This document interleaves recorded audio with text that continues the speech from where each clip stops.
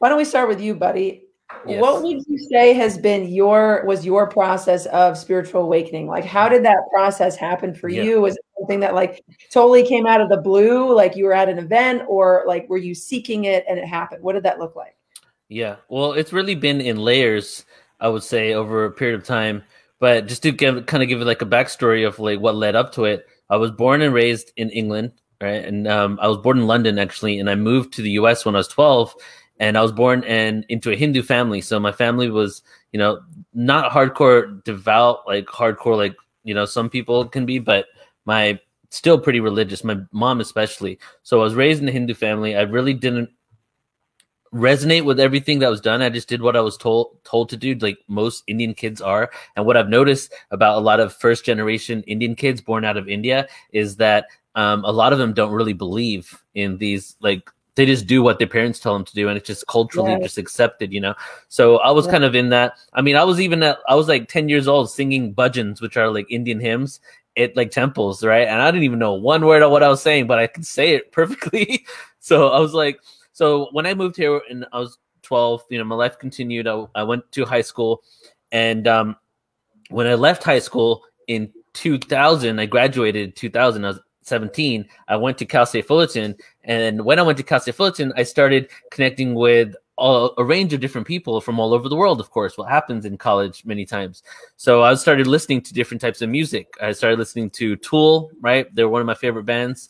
Who else? Like, I was more into Pink Floyd than I'd ever been, right? Actually, that's probably when I really got into psychedelic music. And then I started getting to underground hip hop, talking about like conscious, like really like esoteric principles. But I really didn't know what they were talking about. I just kind of felt that energy and that vibration of what was, communicated. I also began experimenting with psilocybin in this point, magic mushrooms, in 2000. And in a period of 3 years, from 2000 to 2003, I probably did like mushrooms like 100 times. And none of the experiences were intentionally spiritual. So they were always just kicking it, going to Vegas, putting mushrooms in my burrito, and chilling. Like we would go to Del Taco, put it in our burritos, go to like, do that a couple times. So, but when I was doing this, like I was still going to school as well, listening to this music, and I started writing poetry. 2000. Well, I started writing actually a couple years earlier, but those were poems in high school where I had to take other poems and make my own. So when I graduated, I started writing like spoken word poetry, and some of the pieces that I've shared, like I started writing over like around 20 years ago. And then I started researching what I was writing on the internet, because I would write stuff about ETs, quantum physics, wormholes. And I found 3 individuals' videos who I had the pleasure to be friends with, 2 of them right now, and and worked with. One is William Henry. I found him on Netflix. Another, he's one of the executive producers of Ancient Aliens. And then Jordan Maxwell, and who's really versed in the occult and one of the OGs of occultist wisdom and, tracking back bloodlines. And then Nassim Haramein, where I found a 17-hour video on Nassim Haramein talking about the Knights Templar and how the Ark of the Covenant could have been some crazy 0-point technology device that was you were able to tap into and use and have unlimited potential, like free energy. So this is around 2000. I started getting into this, and while I was like learning all this information, it immediately took me into the Sumerian tablets of creation, because Jordan Maxwell, he deciphers the 7 tablets of creation, which are the oldest known written spiritual text scriptures on the planet. And the 7 tablets of creation, this is where we get the 7 days of the week from. That's how like ancient it is. It's originally from the 7 tablets, 7 days a week. It talks about this planet called Nibiru that was this 10th planet in our solar system that had an elliptical orbit that was going kind of like completely off the regular conventional orbits of all of our planets, and that these beings were from this planet called the Anunnaki, right? So this is what I found out around 2000 and 2001. So I was like, wait a second, this is very interesting, because this scripture is talking about vibration, frequency, quantum physics, DNA strands. This is ancient stuff, but this is what we're talking about right now. So this took me back to the religion that I was raised in, which is Hinduism. And I started deciphering and dissecting the Quran, the Bible, 7 tablets of creation, the Bhagavad Gita from a whole new angle, in which I was seeing that these beings could actually be extraterrestrial beings. And what they're talking about with vibration and frequency is and meditation and yoga and things like that are truly a quantum physics of frequency that we are only rediscovering. So from 2000 to 2008, I went down the rabbit hole of conspiracy theories. This took me down a really dark route from like, negative ET agendas to Illuminati, researching a lot of it, but at the same time becoming really versed in, extraterrestrial awareness, channeled information, the different beings, where they come from, the planets, and also the karmic cycle, reincarnation. I was really into that, but I was still in a lot of fear. So to get to how I kind of had my awakening moment, 2006, I created a group called 2012 Consciousness, Mind, Evolution, and Presence. I wanted to see if I could create this group and if people would start going on it on Facebook and start providing me with information that I wanted to know about, all of this stuff. So, and it worked. And we became, I got like 10 different groups. We started having a UK chapter, a Canada chapter, a New York chapter, a Seattle chapter, a Portland chapter, a California chapter. So many groups sprouted from this. Then in 2008, I had a dream in which I was told to change the name from, at that point it was called Cosmic Consciousness, Evolution, and Presence. I changed it to Portal to Ascension. And that's the same year that I lost my job as a financial analyst, that I was like, and so I had to redefine myself and started doing web design. So I started creating my own website, Portal to Ascension. And it's the same year I did my first open mic, spoken word poetry, in which I met my soul family there. Well, that I guess I had the contract with some of them to be my soul family in that moment, because I'm not friends with all of them in this point in my life, right?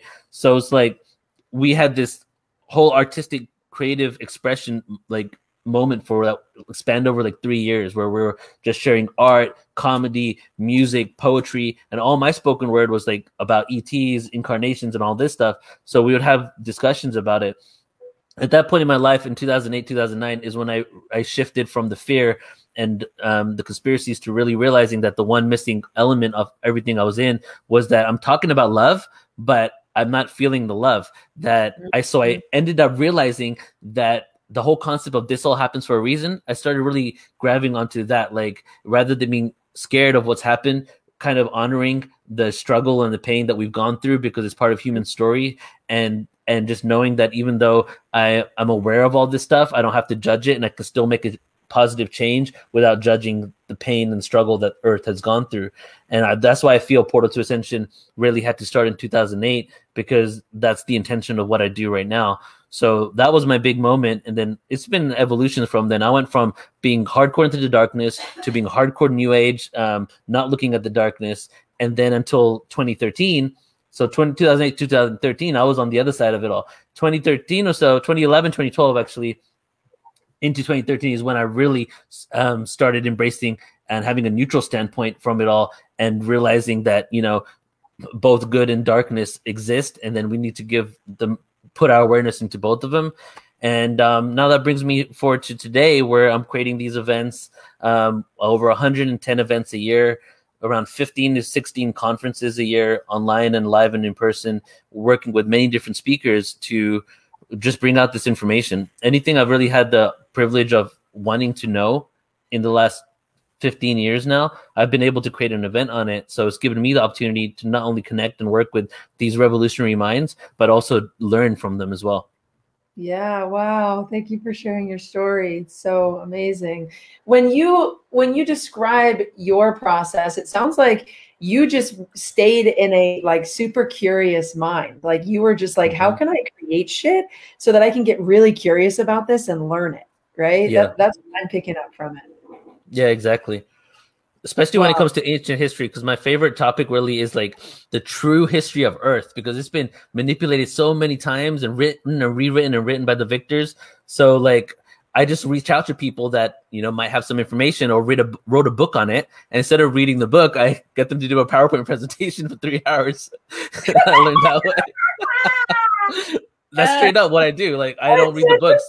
Do a PowerPoint. Right? Like that's what I'm taking from this. Like instead of reading the books, I'm going to create this, and then they're going to teach me. It's going to be awesome. Yeah. and then you use mushrooms, but when you were eating mushrooms, you didn't realize that you were going to have this awakening in the process. Yeah. Not until later, like probably like 2006, 2008, did I really start giving credit to those experiences being things that opened me up to all this information. Yeah. And what would you say, like, if you had to describe your first experience when you were having, maybe when you were having the mushrooms, like, take us there for a minute.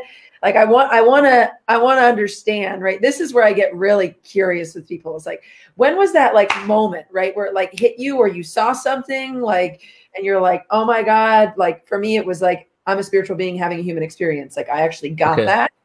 So what was that like for you? So I honestly, because it's 21 years ago now, it's 19 to 21 years ago. I don't remember entirely, but I do remember that the one thing I was saying from the beginning was how everything breathes. Whenever I do mushroom, everything is alive and I can feel it start breathing. For a good few years, I didn't know how to label it. I just saw everything moving, you know, and then I started realizing, wow, it literally looks like the lungs of the earth. Everything is breathing and vibrating. And sometimes when I've been in extreme ecstatic moments or manic moments, even, like, I start seeing everything like I'm mushrooming, you know, like everything starts, the beauty comes out of everything, right? So that's really what I got from it. But also, like, we know, because we're probably in nutrition here, is that mushrooms is an adaptogen, right? So that's what it's classified as. So I started realizing it's also spiritually an adaptogen too, meaning it adapts to the consciousness you're at the level that you want. So when I needed to party and have fun and just be out of myself, it allowed me to do that. When I needed to have the introspection, it did that. And then when you know, when my wife and I got together, it became something completely different. And now it's like 3 years of therapy in one session, where it's actually not, even at the end, like after we've expressed everything and things have come off our chest, like we can party and celebrate, and even in between, right? But it's really become something that completely different from what it was before, when I was in Vegas looking at Studio 54, freaking lights melt down into becoming Smurfs. That shit was crazy. and so like it's different now. The lights are melting and like little Smurfs are like coming in the bottom. So now it's adapted to where I'm at, and what I need from it is, you know, when some people say let's go do mushrooms, my wife and I are almost like, because we love mushrooms, but we also know that whenever we do it, it really becomes something personal healing between the two of us, and we don't want to be in a situation where don't feel comfortable if that comes up, you know. Wow, epic. Thanks for sharing, Neil. So I'm like letting that sit in my mind about the Smurf. It's so good. So it sounds to me like you have used mushrooms as a huge form of self-healing, right? Well, for yourself and also in relationship too. And I think it's beautiful to also like shine the light on these plant medicines that people are using and illuminate the benefits of that, and also shed any stigmas or taboo around using mushrooms as well. So thank you for sharing that, Neil. I appreciate you so much, brother.